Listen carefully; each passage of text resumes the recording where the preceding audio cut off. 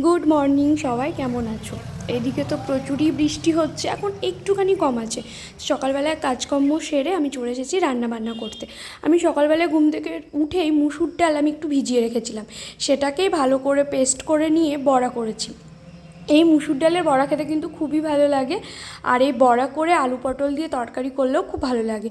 মা করতো, আমার তো বেশ ভালো লাগতো, তো ভাবলাম আজকে আমি এই রান্নাটাই করি। তো মুসুর ডালের বড়া করে নিয়ে আলু আর পটল ভালো করে কষে ওই একটু গ্রেভি গ্রেভি হয়, এটা দিয়ে আমার আবার ভাতের থেকে রুটি খেতে বেশি ভালো লাগে। তো ভাবলাম রুটিও বানিয়ে নিই, তো মোটামুটি রুটিও বানিয়ে নিয়েছিলাম।